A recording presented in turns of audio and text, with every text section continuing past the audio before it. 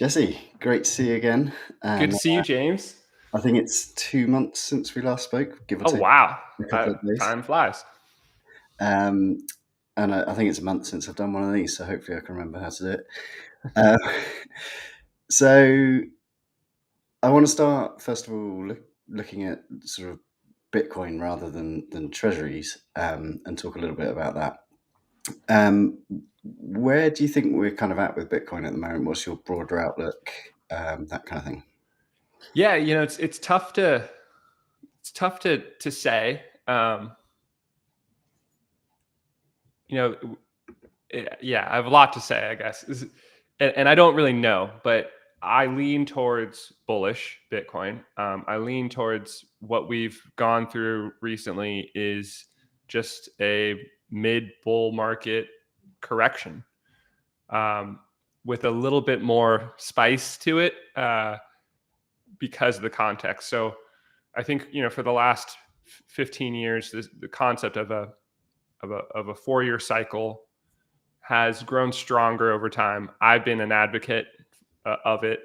I until this cycle, until how this has played out in the last few months, I've been a believer that the every 4 years halving drives a bull market that then precipitates a bull market top 12 to 18 months later is what I've always said. And if you go back and you do the math on how it has played out over the last 3 halvings, I think the average is like 510 days post halving. That's the top. And what we had is October 6th came around, and that was 510 days post halving, and that was $126,000 per Bitcoin, and that was a top. And I think what has happened is lots of early holders, lots of whales know that playbook, know that game, but have bought into that view of how to play the Bitcoin cycles and started selling, and created the top. So I think it was self-fulfilling there. Then the question becomes, is that actually the bull market top, or have they created a local top? And that's where I lean towards the latter. I think we haven't had enough of a bull market to precipitate a major bear market. In the past, you had a bull market where you were up 20x or more, and when you have that kind of blow off top, it precipitates a major bear market. People getting caught off sides in terms of leverage, and there's a ton of pain ahead. I guess somewhat analogous to what Bitcoin treasury companies have gone through with the first cycle for many of those companies, including us.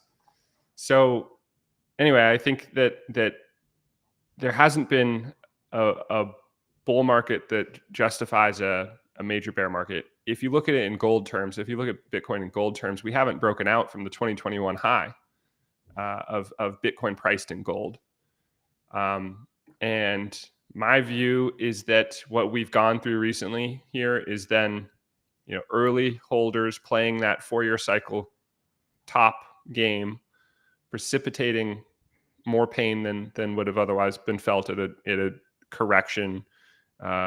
If you go back to 2017 or 2021, but it's a lot cleaner in 2017, there were like 7, 8, 9, something like that, 30% drawdowns during the 2017 bull market, which were quite short.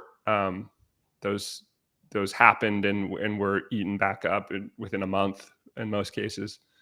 I think probably in all cases. This one's going to take a little bit longer. I think everything just moves a little bit slower nowadays because we're in a more mature asset. Back in 2017, there weren't any derivatives and ways to short and ways that institutional, Wall Street players were playing the market, and now there's a lot of that. So things take more time. Anyway, so that's overall my thoughts on what's happening with Bitcoin. Is I think that early Bitcoiners, OGs, the whales, believe that this is they're playing it as if this is the top, but we haven't had the setup that justifies the top. And instead what we've seen, and I was remaining bullish when we got down to $80,000 per coin. And I think now with this bounce, it's I think more people are starting to say what I'm saying, which is institutions are happily eating up those coins that whales are selling because they're trying to play the game that they've known. But there's a new bigger fish in the market, and that's institutional capital, mature TradFi capital, and a lot of it is baby boomers. I think who are there's a great chart of the IBIT Bitcoin ETF in the U.S. that shows. I retweeted it about a week ago. It shows that during this dip from $126,000 down to $80,000 per coin, the total assets in IBIT hasn't really dipped that much, which means that baby boomers, who are the ones who disproportionately get exposure to Bitcoin through that product, are buying the dip and seeing it as an opportunity to scale in more to Bitcoin. And I think that's in contrast with the crypto natives who are all in Bitcoin, many of them leveraged, so more than 100% in Bitcoin. And then a dip happens and they become panic sellers, and they have to deleverage, yada, yada. So I think that's a perfect little microcosm of what's happening here, is that the old guard is playing it as if it's, here comes the 80% drawdown. Everybody's going to be trapped and underwater, forced sellers. It's going to be painful. And then the baby boomers who are, have 1, 2, 3, 5% exposure to Bitcoin through the ETF are adding a percent, happily buying the dip. And I think that's how we end up. I lean towards this is how it ends up being a correction in hindsight, a local top and a local bottom, rather than a major bear market top, a bull market top and bear market to follow. Yeah, and then over the since October 6th, there's been a hell of a lot of Bitcoin FUD, MSTR FUD, Tether Yes. FUD. That's all reared its ugly head again. It's a different cohort of buyers now. You have Bitcoin treasury companies, you have ETF buyers, you've got sovereign wealth funds who are really, all of these parties are buying coins on net from early holders who acquired their Bitcoin in the first 4 years of Bitcoin's existence, and they're scaling out while TradFi is scaling in. And then what about the sort of bullish developments over the last, I don't know, week or 10 days? Vanguard are opening up, Charles Schwab, not sure about the JP Morgan thing with their structured note, but well, actually, do you have an opinion on their structured note if you looked at it? I haven't actually looked at that product, so I don't really know. But yes, you're right. There has been there's been a lot of Wall Street opening, greenlighting things, or opening for business with certain products. Ben Workman had a good tweet about that the other day. But it's quite coincidental timing that that all of these macro and Wall Street forces are aligning with Bitcoin at a time when sort of manufactured fear has driven the price down quite a bit. So yeah, it's quite possible that that's what's going on. It's definitely an interesting timing, the complete flip. But there we go. So now on to sort of Bitcoin treasuries, and starting kind of in general. Everything's been compressed, right? Mm-hmm. It's been 5 months of pretty brutal downside after a period of euphoria. So, it's not like there was an upside first. What's your kind of, I don't know how much you can kind of say on this, but what's your kind of opinion if we just look at the good treasuries? Obviously, you've got MSTR and Metaplanet are kind of a little bit further ahead. But if you took, say, our nearest comparator, Capital B, their fully diluted MNAV is 1.6 or somewhere around there, and ours is 0.9-ish, somewhere around there. they haven't got debt or leverage, so they're not demanding or commanding a premium because of that. Why do you think there is this disparity? Yeah, that is the outlier, and I don't really know. Uh, I think there's probably a variety of factors. I think a big one there is probably that their shareholder base formed earlier, or at least in part. They've been doing this strategy for a year now, probably just over a year. And whereas Smarter Web started 7 months ago, in a time, right before euphoria. And so I think that the distribution of shareholders is a little different because of that. Like, there was probably more time for Capital B shares to get distributed, um, and the sort of background psychology that existed when shareholders were acquiring Capital B shares in that first 6 months, let's say, was different. And so I think, if you got in early and you had like a level head about why you were buying, and then you rode it up, and then it's come back down, but you're still doing better than when your entry point, you're probably better able to weather it and not panic sell or be a forced seller.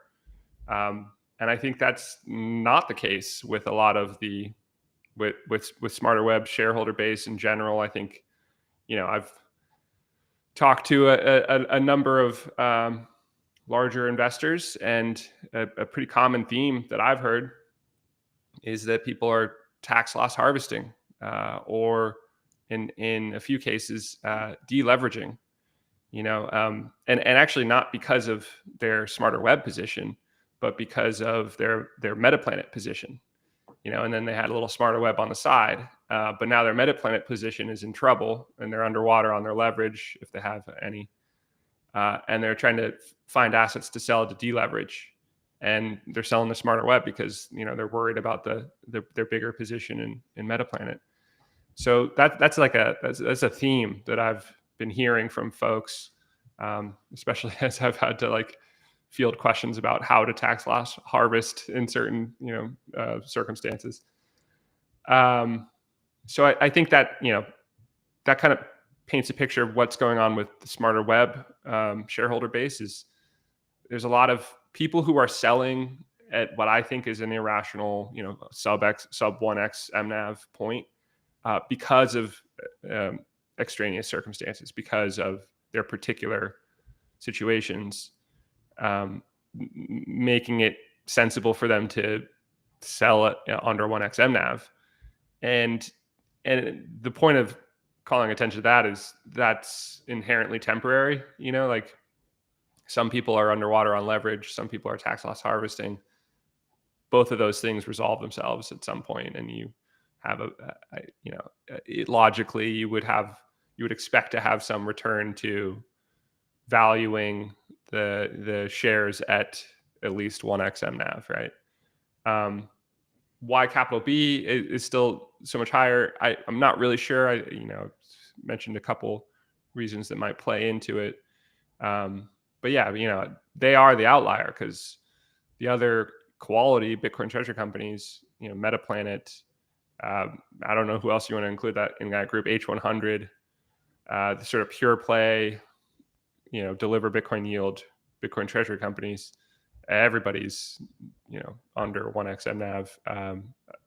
Strategy is kind of right around 1x, despite having such a tremendous track record and balance sheet, and short up position with the billions of dollars of dollars they've now set aside to pay dividends for, I think, 2 years. So they're in an incredible position and still trading pretty much at 1x MNAV. I think overall, my mental model of what has happened here is that the reality of a Bitcoin treasury company model is that as the MNAV goes up, the companies get better at delivering yield, right? The companies get better at executing on the strategy. And as the MNAV comes down, the reverse is true.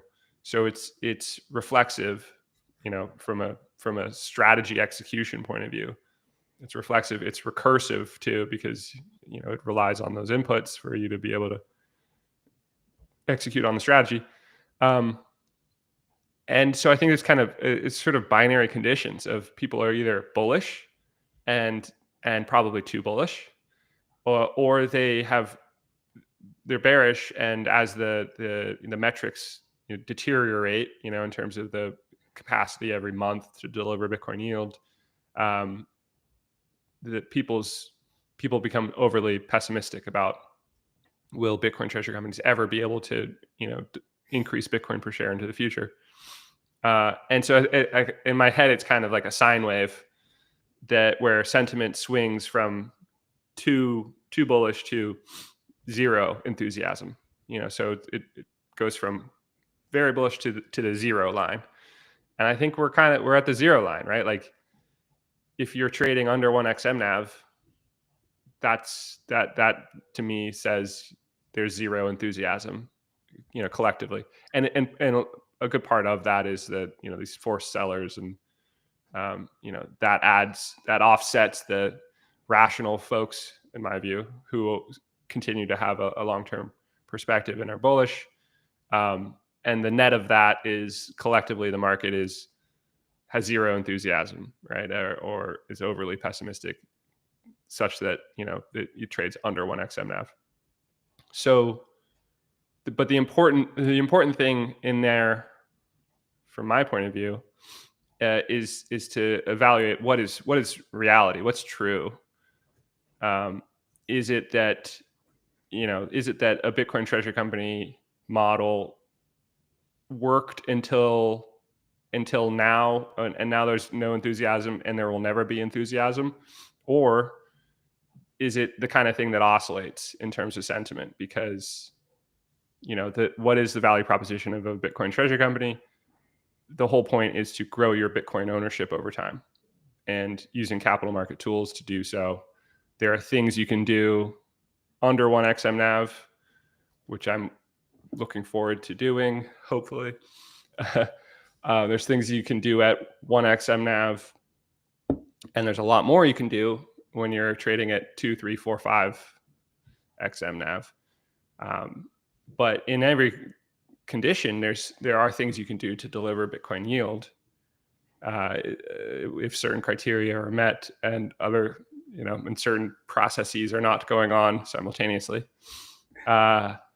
So if a company is able to continue to deliver Bitcoin yield despite, whatever MNAV they're trading at, then reason would eventually return, you would think, of investors starting to value that company based on the track record. Let's say you stay at 0.9 MNAV and you continue to deliver Bitcoin yield through, using a couple different levers than you would if you're at 5x MNAV. Over time, you do that for a year, people would have to start to say, they're still executing. Why are they trading at a discount? They're growing Bitcoin ownership. And then you'd start to see the market, I think, price it back to north of 1x MNAV, and then you get better at delivering Bitcoin yield because there's more things you can do, and then it accelerates again, and the reflexive thing happens in the positive direction yet again. And so I think that's my mental model, is that Bitcoin treasury companies will continue to oscillate between overly optimistic and zero enthusiasm. And I think at the moment we're at the less fun part. Yeah, I mean, it would be nice if it just kind of oscillated based on your performance. Kind of, I don't know, company X is a 2x MNAV because they're delivering this yield, and company is.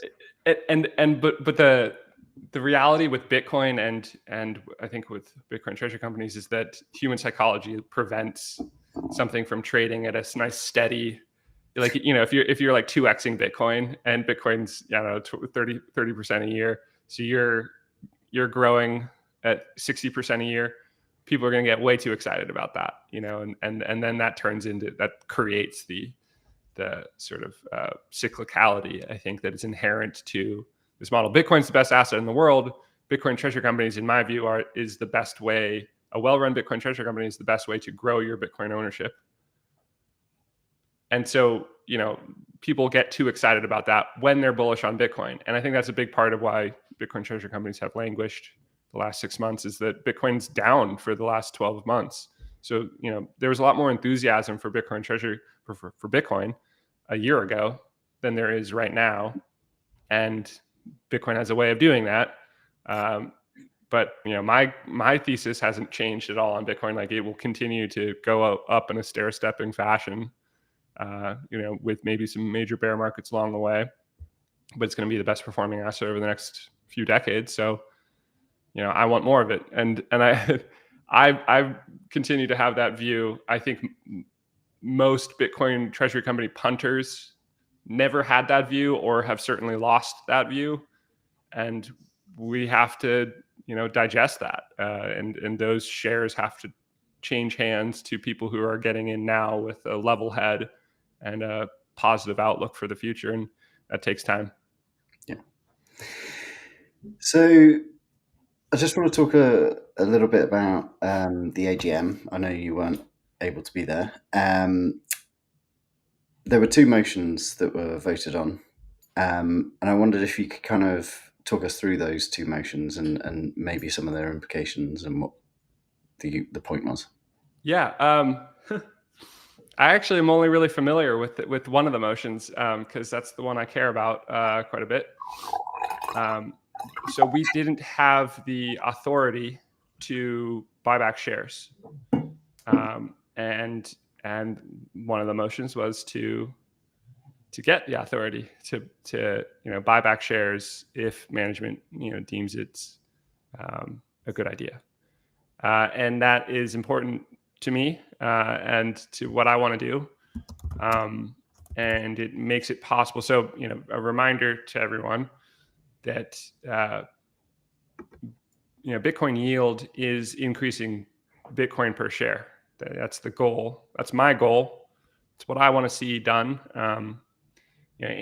Andrew's running a web design business with a Bitcoin treasury policy, and I'm focused on the Bitcoin treasury policy. And what I want to see is Bitcoin yield.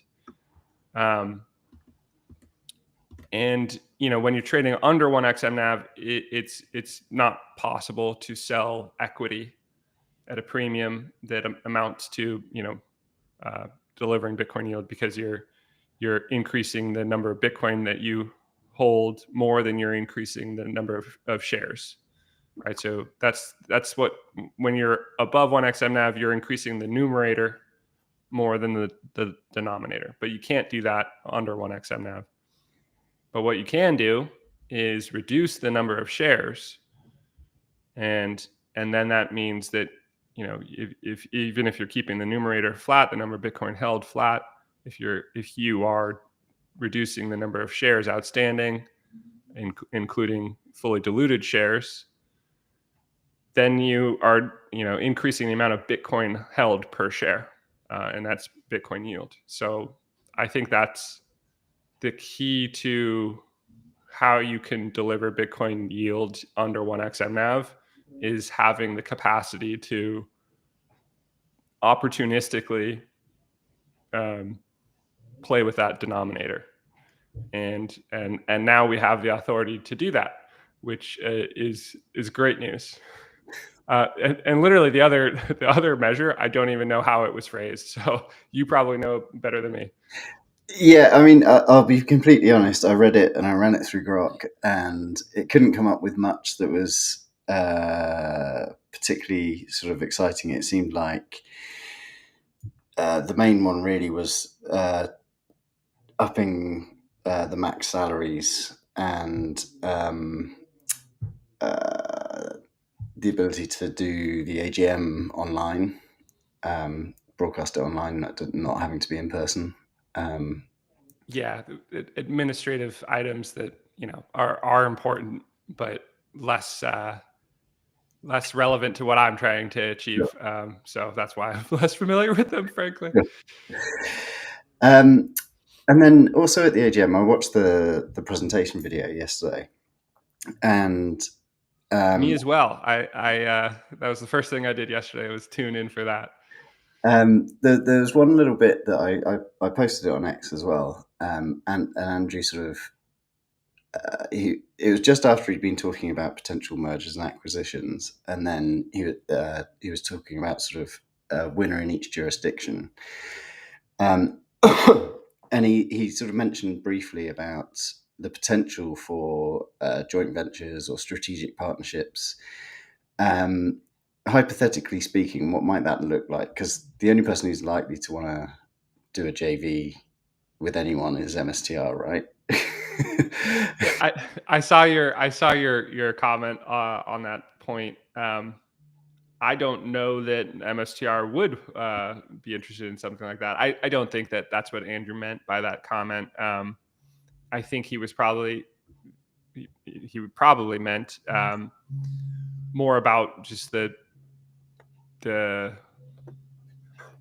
potential partners in the UK for, you know, any of our products, for the web design business, for, you know, if we were to roll out financial products into the future, you know, for the Bitcoin treasury side of the business, you know, who would be a natural ally or partner to, you know, help us achieve that. I don't know, and I think that was the nature, the extent of it. I don't, you know, he wasn't trying to drop any Sure, particular hints there. sure. Um, no, I wasn't thinking it was like actually happening. It was more kind of Yeah, yeah, yeah. hypothetically speaking. And yeah, and I think it's, hypothetically speaking, we are open to seeing, you know, who would make sense to partner with on various topics. So, you know, that's something that time and the development of this market will bring opportunities for us to continue to, you know, strategically maneuver. Sure. I think I don't want to ask directly about it because I know you won't be able to say anything. But I was wondering if you could maybe remind everyone what the potential benefits of SWC one day uplisting to the LSE. Yeah. Well, you know, we've been quite public that it is our aspiration to be on FTSE 250 and then FTSE 100, and then we want to be one of the, you know, one of the biggest companies in the FTSE 100 eventually. Uh, you have to be on the LSE to be eligible to be in those indices. Um, you know, if you're on the LSE, you're accessible to a lot more global capital.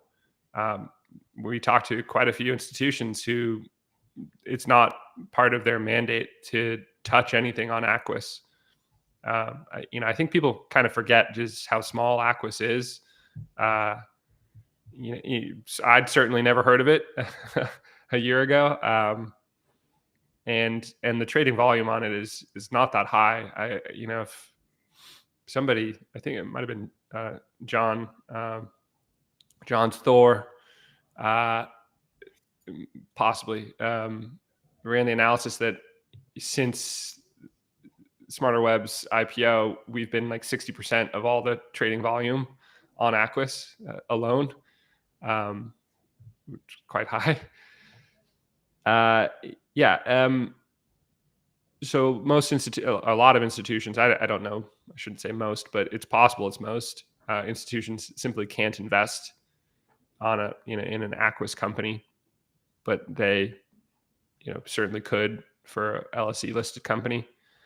In addition to that, you know, so that's true on the institutional side, also to some extent on the retail side, and I think, you know, who knows how many pensions, you know, or how many folks in the UK don't know how to or aren't willing to invest in or look into companies that are on Aquis. In yeah, and then there's a few other things in addition to those just accessibility points. If you do end up on the FTSE 250, I ran quick analysis of that, and it would amount to 30 to 50 million pounds of inflows from, upon inclusion, spread out over a bit of time. And then that's for being the smallest company on the FTSE 250, which I think is as of about a month ago, is 420 million pounds. And we're half of that at the moment. I guess a bit less. And then every $100 million of market cap you gain would amount to 12 million pounds of additional inflows at the quarterly rebalances that happen. So that would be quite a nice tailwind. And yeah, those together are some pretty big potential catalysts on the horizon. Yeah, and John's Thor has piped up. Does it bring access to more brokers? I think it does. Yeah, I'm less familiar with exactly who in the UK landscape is not enabling trading, but there are some. So trading 212 is one of the ones I've heard. I believe for this point. So so that would be the access on the retail side as well. And John and Andy have pointed out that it was Toffee that. It was Toffee. Okay, thank you to Toffee. He's putting out some sneaky good analysis. Here and there. Yeah, it's completely mind blowing. I guess maybe not to be unexpected. It is to be expected, but it's still kind of an amazing stat.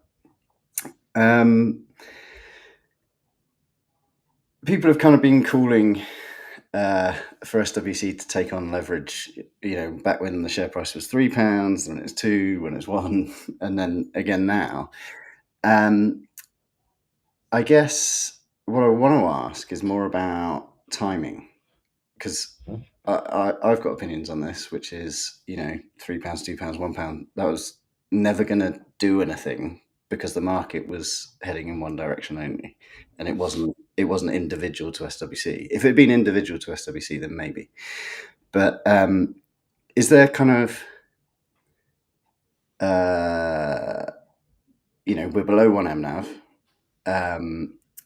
Is there a best time to do it? Do you have to consider other factors? Do you need to know whether we've kind of bottomed? What's the kind of theory behind when's the best time to take leverage? Yeah, other factors weighs heavily. So if and when we take on any leverage, I'm a fan of a very small amount of leverage. I think, and we'll continue to evaluate and explore the best way to do that.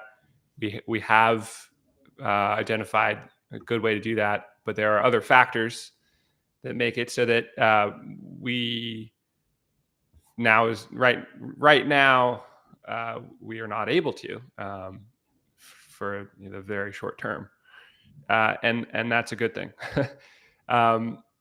Your point also though about trying to time when to take on leverage is a tricky problem. It's not really how I think about it. It's sort of secondary to the thing that I hope to be able to do. My focus is on Bitcoin yield, and if the numbers there make sense, and the criteria are met such that you can do something, then I'm a fan of those actions. But you're right that it in a funny way, like if we had taken on leverage at any point in the last 4 or 5 months, it would have not helped. It would have actually probably exacerbated our sort of downtrend, because once we are underwater on something, it would have hurt the sort of balance sheet health of the business. But at a turning point, it could be beneficial to help, boost the numbers just as momentum turns. And I have to say I haven't seen any real signs of momentum turning right now, but logically you'd expect you can't. We're already under 1x MNAV, so in my view, it's probably just a matter of time for, and I don't know if that's a week or several months or who knows. But yeah, it would be a better time ultimately to take on leverage now than it was a few months ago. But again, if we were to take on any, it would be quite small, because that's the prudent thing to do. You want to make sure that in the event that there's an 80% drawdown, if this is the start of an 80% drawdown, that the company is totally safe with whatever amount of leverage is taken. So that's how we're thinking about it. I think ultimately other factors is the thing that weighs quite heavily. And yeah. Excellent. Moving on to prefs, I know Andrew's kind of made it very clear that it's a medium to long term kind of thing. It's not a short term thing, which makes perfect sense. So this isn't about why aren't we doing it now. But I guess I think they're brilliant, and they've allowed strategy to buy so much Bitcoin. It's insane. However, until 9 months ago or 10 months ago, they didn't exist. Mm-hmm. Not in the form that strategy have implemented them, which means they came out of nowhere, which means it's possible, right, that other innovation could occur that also hold the keys to Valhalla.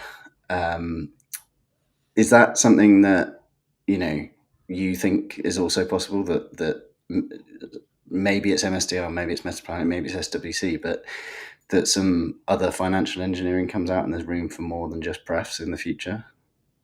Yeah, I suppose that's possible.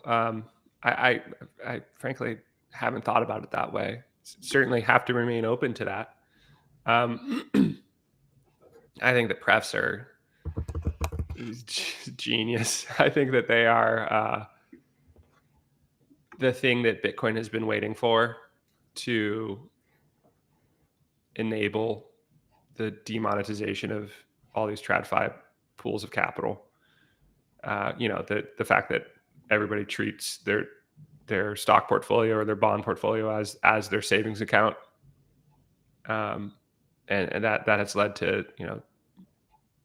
too much capital chasing not enough real value, and everything's overvalued. And I think that you've seen the sort of diagrams I've made. I think that Bitcoin treasury companies are the piping, the plumbing by which we tap into those reservoirs and funnel capital into Bitcoin, because Bitcoin will deliver or products created by Bitcoin treasury companies will deliver the attributes that those fixed income and equity investors are looking for better than everything else that they can invest in my opinion. And then that capital ends up in Bitcoin. And so I think that preferred equities I think we're going to look back on them being the key unlock for Bitcoin treasury companies, helping Bitcoin get to, the multi-million-dollar per coin valuations. I think it's sort of,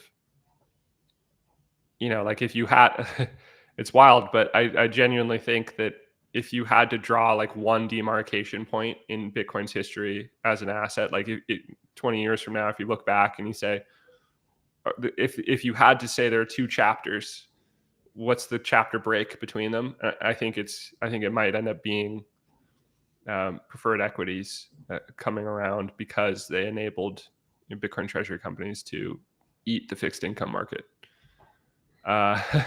Like that's the scale of what I think preferred equities do, and they're brilliant because they've given strategy the ability to raise debt in exactly the way that they want, and remove many of the sort of the liabilities of debt in a funny way, the debt covenants that are thorns in the side of an issuer.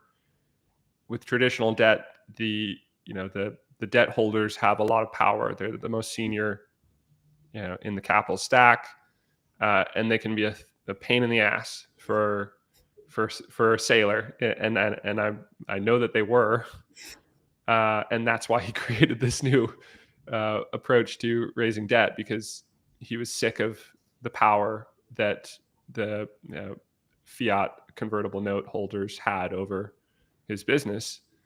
And he was sick of the fact that it was callable, that he had to pay it back at some point. So he created a solution that he could package into, an equity instrument that gives the debt holder the economic value, but it removes a lot of the legacy power that debt holders have, and takes that back for the benefit of the company. And basically makes the speculative attack mechanics much more frictionless, much easier to let that play out. The whole idea there, which I have a diagram for, is that if Bitcoin, because of its properties and where it is in its early stage adoption, if it will continue to grow, appreciate in purchasing power over time. Meanwhile, by design, fiat is designed to debase over time. You have a target inflation rate, which just means that's your target debasement rate. You let those two things play out over time. If they diverge, right? So Bitcoin gets more valuable, a dollar or a pound gets less valuable. The whole point of the speculative attack is borrow the dollars or the pounds, hold it for long enough for that disparity to widen, and then use the resources that you now hold on the asset side of your balance sheet to pay down, or realistically roll, refinance that fiat debt. And the crazy thing about the preferred equity instruments is he structured them in a way where he never has to settle that debt. He just has to keep paying that coupon, that dividend every year, which asymptotically approaches zero in terms of its value relative to that Bitcoin assets that you've acquired with that fiat capital. So unbelievable innovation, in my view. I think that's the place that any Bitcoin treasury company wants to get to. You do have to grow your balance sheet to a certain size. I think that the markets need to be educated about what these things offer. Fixed income investors aren't aware of it. I was pitching Stretch to my dad for his retirement account, and trying to explain it to him. I think conversations like that will continue to happen everywhere over the next decade, in the US and then all these other markets as well. The UK has no concept of these, this type of instrument. So SmarterWeb, if and when we get to that place, we'll have a heavy lift of education. It looks like Strategy will be in the market as well at some point, I expect, with their own preferred equities in the UK that benefit the US company shareholders. But they will be doing, I think, a lot of the lifting to educate the market and seed the market.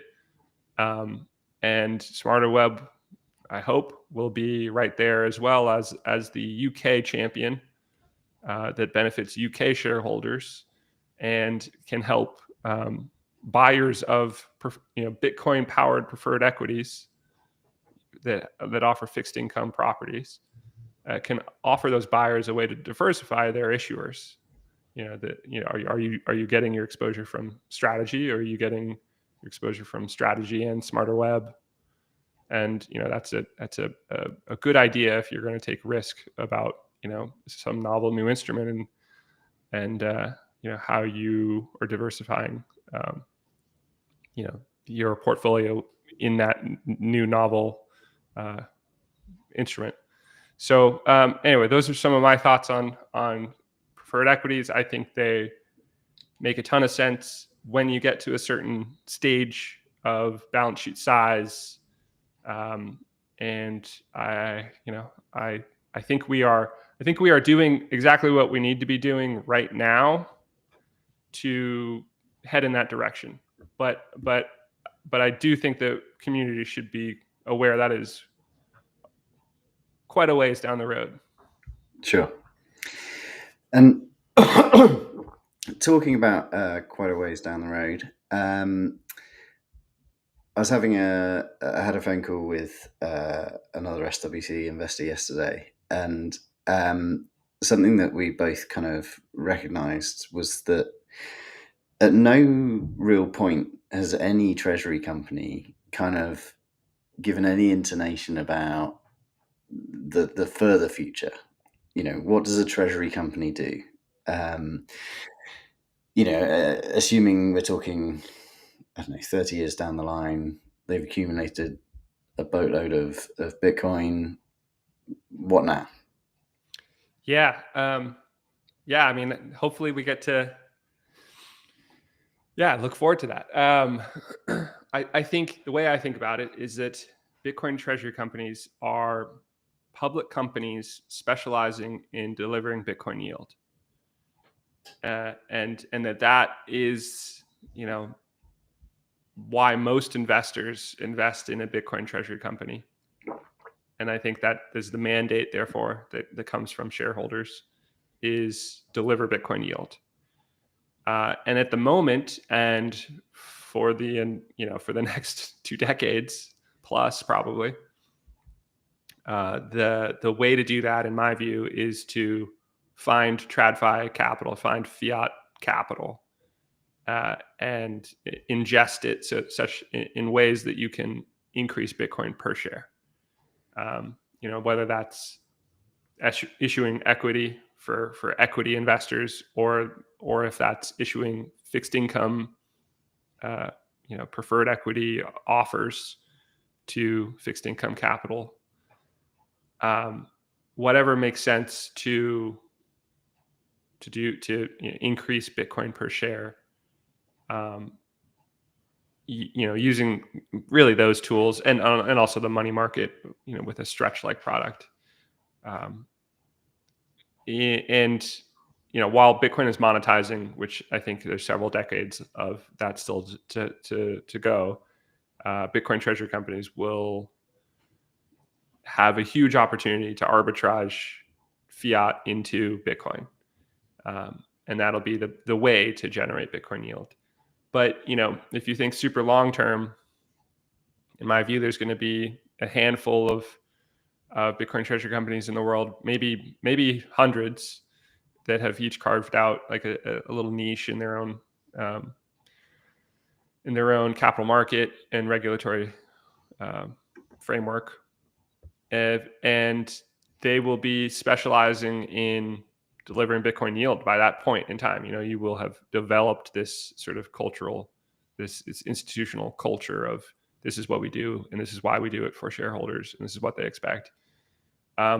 And when you reach an end state of Bitcoin's monetization, where there's not fiat capital to help facilitate the flow, from fixed income or the money market into Bitcoin, at that point in time, I think it shifts to, maybe it's Bitcoin lending to businesses who, this already exists,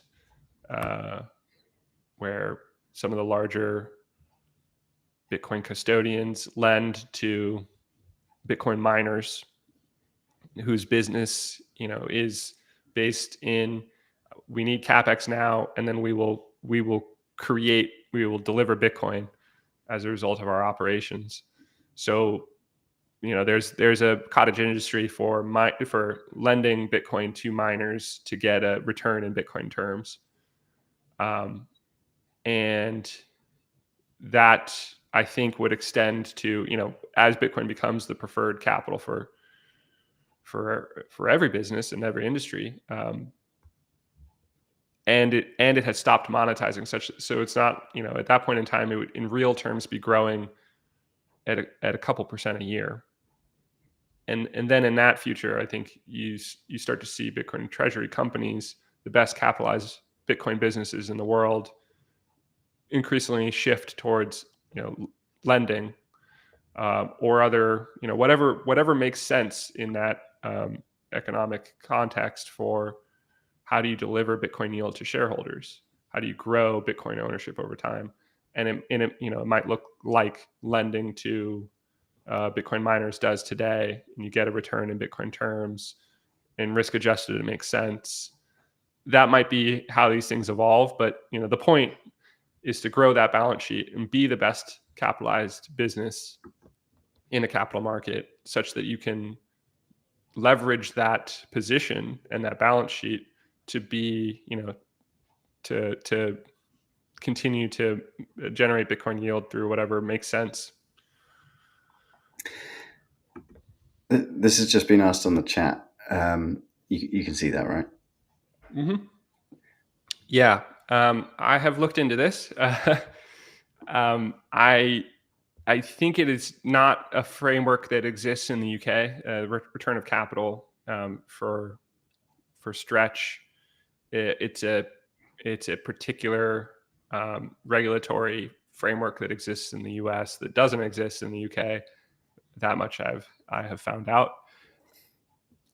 So yeah, what I don't know is if it's possible to structure the same sort of attributes through a different structure, but yeah, HMRC doesn't have the same kind of thing that IRS and SEC guidance allows for in the US, with return of capital exemption from your taxable income. And then finally, I guess, did you have any other updates that you wanted to share about SWC?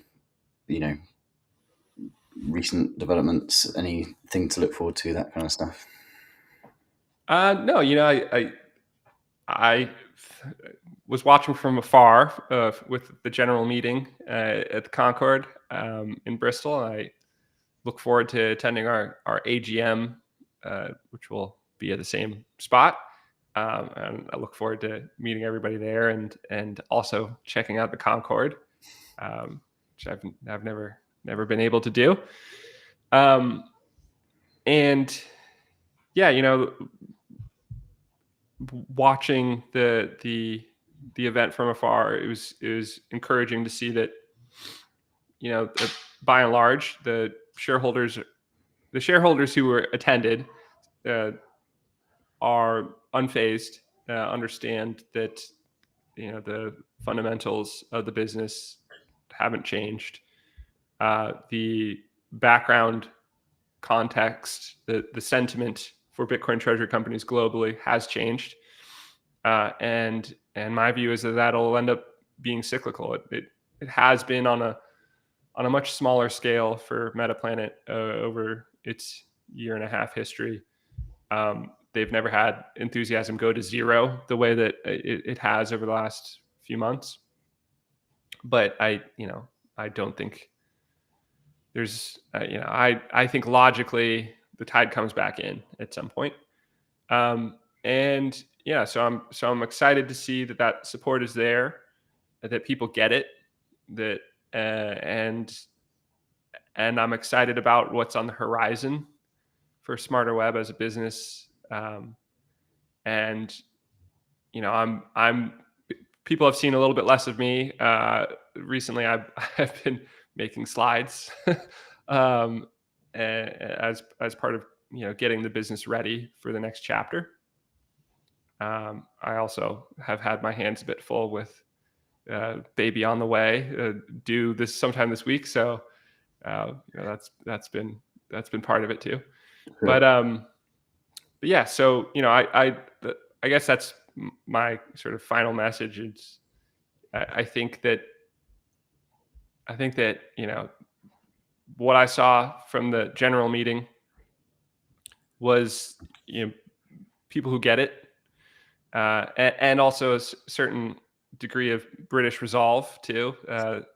The sort of holding on and hold fast determination of Brits, which I think is quite suitable for Bitcoin volatility and Bitcoin treasury company volatility, which amplifies Bitcoin's good vol. You want that vol ultimately. It feels very, very painful when it's the less fun side of the vol, but ultimately I think we're on the right path. And even if you're not able to add much Bitcoin yield for the period of time where the oscillator has swung to zero enthusiasm globally for Bitcoin treasury companies, well, when the conditions make it possible to, when Smarter Web is, or any Bitcoin treasury company is able to deliver Bitcoin yields, even a modest amount during those conditions, that I think helps cause enthusiasm to come back, and then you can make hay in a bigger way. Yeah, Andy summarizes it right here. Well, thank you very much, Jesse. I hope all goes well with family over the coming weeks. And thank you again for taking the time to talk to me. Yeah, thanks, James. Great doing this. Happy to do it again soon. Hopefully we have more to talk about soon. Yeah, looking forward to it.